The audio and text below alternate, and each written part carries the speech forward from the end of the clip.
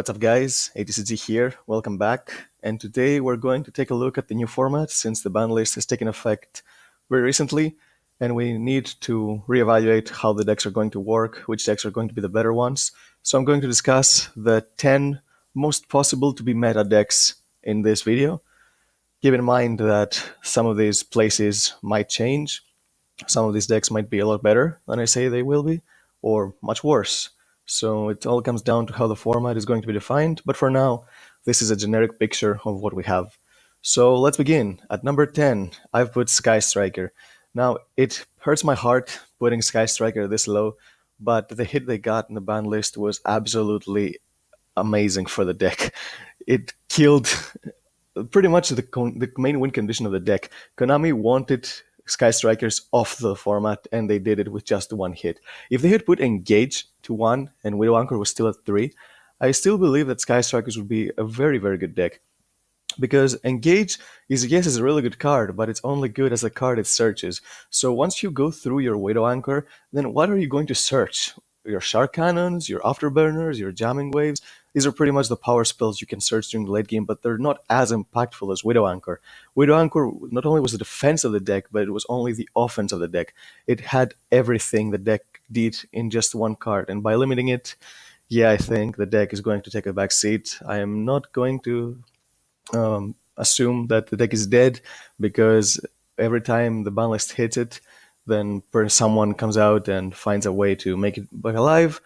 But I think people are going to experiment a little bit with it in the beginning of the format, and they're just going to move it to the side, especially for the bigger events.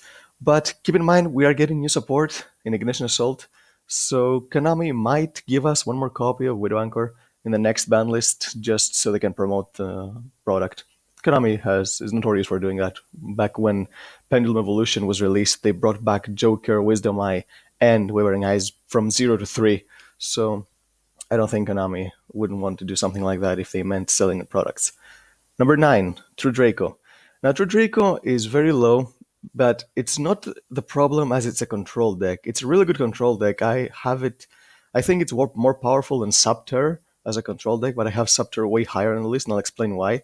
True Draco uses its power to go second as a means to not run hand traps, so it can run Card of Demise. But its going second power is all about destruction. And once you see the top 3 decks in this list, you're going to understand why True Draco has a horrible matchup going second against any of these 3 decks. So that's why I have it a bit low. But if the format shapes up, if these top 3 decks I mentioned are not as powerful, but let's be real, these 3 decks, I don't think they're going anywhere. I think they're going to be the top 3 decks until Konami hits them. So that's why I have True Draco at number 9. Number 8, Cyber Dragon. Cyber Dragon Orcas is pretty much unplayable, unless people find a way to send Harp Horror to the grave, but I don't think that's consistent anymore. But even when Cyber Dragon Orcas was being played, we did see some pure Cyber Dragon stop. Cybernetic Overflow is an amazing trap card, accessible with Trap Trick, and during the end phase it can blow up all your opponent's cards. It has really good power going first and second, which is what a deck needs in order to be competitive, because a deck that goes first or second and loses by the other option is picked, then yeah, that deck is not going to be very good because you're going to lose 50% of your games. So that's why I think Cyber Dragon is a really good deck this format. Number 7, Heroes. Heroes got back pretty much everything except Hero Lives, but I think Hero Lives should stay at 1 because this card is notorious for degenerate FTKs, extra links, etc. We've seen a lot of them in the past, even without Firewall. So, but yeah, 3 Malicious and 3 Stratos. 3 Stratos, you don't have to play 3 Stratos. People can experiment with 2 because it could be a break drawing more than 1. And since you have Emergency Call, you can search it too. But 3 Malicious is absolutely amazing. 3 Malicious gives you extenders. Even after you get Nibiru'd, if you searched Mask Change with Shadow Mist, you can use the other Malicious in your grave and summon it so you can have a Dark Lord during your opponent's turn, because a problem the deck had is that it could not play around Nibiru, because the restriction of summoning only heroes or dark heroes, depending on whether you use Pharos or Fusion Destiny, then you will not be able to summon something like a Nazathoth or something that can, or an Appaloosa that can negate a monster, which is what the deck has struggled against. And 3 Malicious gives it more plays. The only way to play around Nibiru when you're playing heroes is to not commit everything you have on the board right away. Test like a mediocre field and try to enter your end phase. If it goes through, then this field should be enough to keep you alive so you cannot decay. And if it doesn't, you get Nibiru, you can do the rest of your plays and try to build a field again. And the deck wants to go second anyway, so it's not that often that you will have to play like that, because you will only happen against players who know how to play against heroes, and they will make you go first, because the deck is really good at decaying. We got so much support. We got the Evil Hero support, the last support, and that was absolutely amazing. The Dark Calling power of Malicious Bane, like drag-egging on the board, is ridiculous. This card cannot be destroyed by battle or card effects. It's so easy to access. It's very, very powerful. Heroes have never been in such a great spot in so many years, and I think it's really, really good for Konami to be supporting them. And we're getting more support in the future too in the new Legendary Duelist, because Judai is one of the protagonists and is going to get support. And we've seen some cards. They're not that great, but they're not horrible. So we'll see how it stays up. Number 6, Grand Maju. Grand Maju has won a YCS. It got a second place on another YCS. The Danger Engine is what makes this deck going, and Orochi is a really great card because not only does it banish your deck, so you get more attack points for Grand Maju, you get a level 8 on the field, which is important because they rely on rank 8s a lot. It's a monster that can pop cards. You can summon it during your opponent's end phase from your hand and pop a problematic card during your turn. You don't care at all about what you banish. The deck doesn't even rely that much on Grand Maju, so you can banish all 3 copies of Grand Maju, and you can still do whatever you want.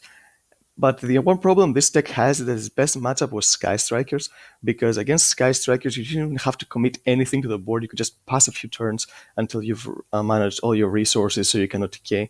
Against the top tier decks right now, I don't think it can afford to do that. So when going first, it will have to make a rank 8 like a Sanaphon or something in order to survive, or hard draw Super Poly to interrupt your opponent. It will have to adapt a little bit, so that's why I've put it that high, but I still think it's a really good deck. And people have messed with a Stromberg build. That gives you even more power going second, and if you're going first, it'll allow you to survive because your opponent has to deal with Stromberg, otherwise they can attack. Hextrude is an amazing card. It's a level 8, it gives you a rank 8 access, it pops cards, Glyph can pop back row.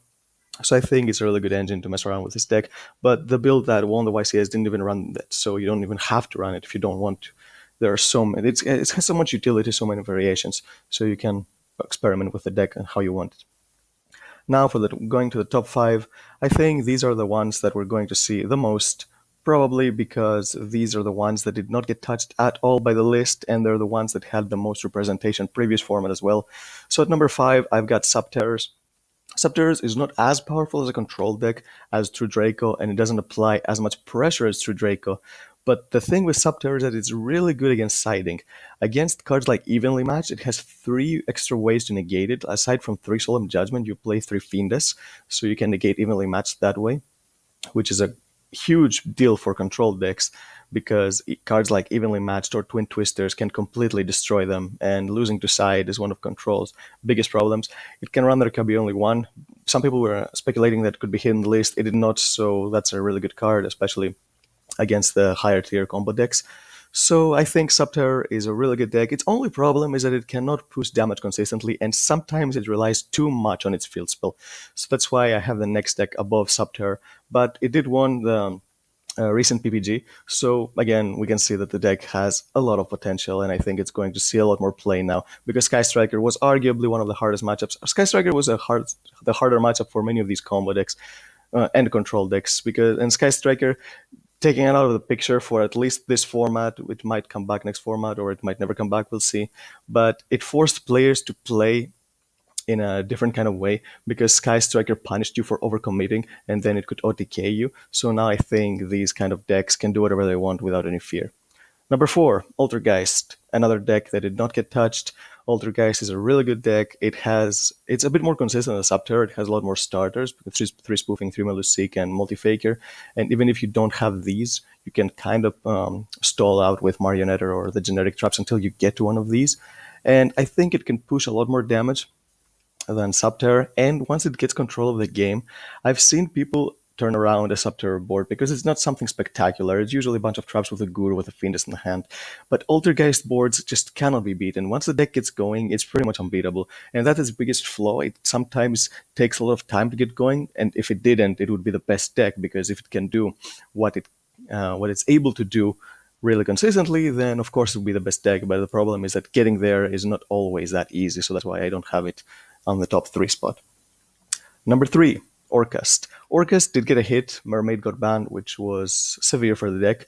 But the only thing that this did is that it doesn't allow it to be one. Doesn't allow it to be splashable, and two, it doesn't allow it to play those engines that helped it become more versatile. Vishuda was a really good card that could run, could get for going second. Mind Control was an amazing card going second. For going first, they could use Light Stage, which is still at one for some reason. Konami probably forgot it, but I hope they will remember it and bring it back to three soon, because with Mermaid banned, it's just a Trickster card. Nobody's going to use it as an engine.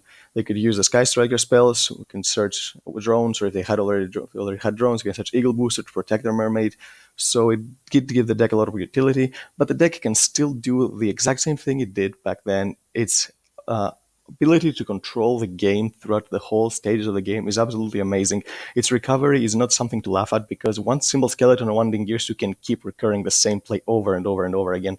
So that's why I think Orcas is a really good deck, and it's the first deck I mentioned that gives True Draco a hard matchup because of its destruction protection with Dingirsu. And the rest of the two decks I'm going to mention do the exact same thing, so that's why I think Distraction is not going to be the most relevant method of clearing boards next format.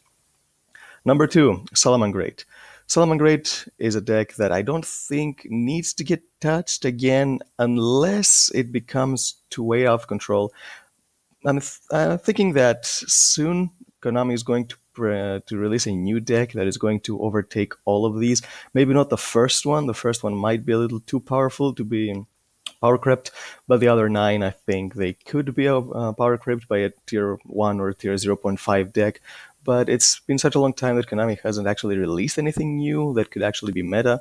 I don't think Marinesis are going to do anything. We've seen in the OCG that they can't do anything, so I think we're going to follow the same path. So yeah, and Salamangreat is getting a new card, Pyro Phoenix. I'm not sure how worth playing that card is, to be honest.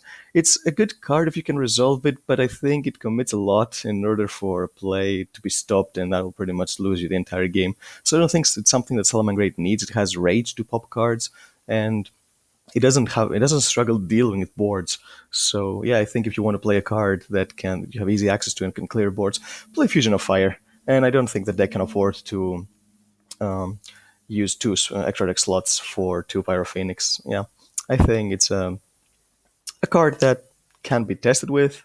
Dark Fluid is the same thing. I don't think it needs it. It can summon a Polosa, and which is pretty much the same thing as Dark Fluid, but much easier to have access to. And the number one deck of the new format, Thunder Dragons. I'm pretty sure everyone saw this coming.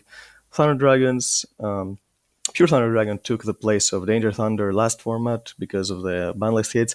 Starlich is a good card, but I don't think it's going to do anything, especially now that Agarpain got banned, the Dragon Link deck, and all those decks that used the Guard Dragon deck lost a lot of power. So Pure Thunder is pretty much the deck to have to keep in mind when you're going to a big event that you're going to face a lot of. And again, it's a deck that did not get touched on the list for some reason. I was pretty sure they would do something to it, but it seems like Konami wants it to stay around for a bit longer. And it's a deck that people say it loses to Nibiru. Yeah, it might lose to Nibiru, but only the players that don't have a lot of experience in the game will outright lose to Nibiru, because A, you can either not overextend and make Nibiru useless, or two, you can pretty much have 5 summons on the board, but have follow-up in your hand in case you get Nibiru, so you can bring out another Colossus or another Titan, and don't commit everything to the board, so you won't have anything after you get Nibiru.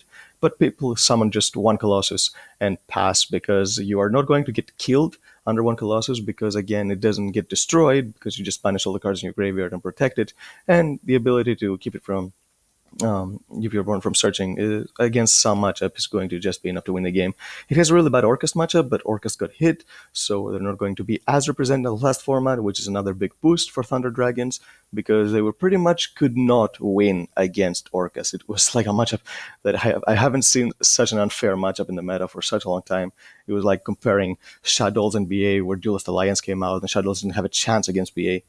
Actually, vice versa, I'm sorry. BA didn't have a chance against Shadows, because once you get your wind up BAs can't do anything. They didn't have Virgil yet, and Shadow Fusion was pretty much a powerhouse when you used Dante, because you had to use Dante, but that means you have a monster from the extra deck, so you're going to get slaughtered by Shadow Fusion. And that's exactly what it is against Orcas and Thunder Dragons, because Dingirsu sends the monsters to the graveyard, but they could play Vishuda and what was the instant fusion with Thousand Eyes Restrict? Yeah, they could deal with these. They could deal with Colossus and Titan too. Now they don't. They could run them, but not as consistently without Mermaid. But still, Dingirsu is an amazing card against Thunder Dragon. But I think since Orcas are not going to be the most represented deck, it's not going to be splashed in everything. It's just going to be the pure version. Thunder Dragons are going to take this format by storm, and I'm pretty sure we're going to see some changes in the deck, at least this deck for the next ban list. So yep, that's my opinion for the top 10 decks. Leave us your thoughts in the comments, what you think is going to be the best decks of the format, and we'll see soon enough how the format unfolds. So, yep, thanks guys, thanks for watching. See you next time.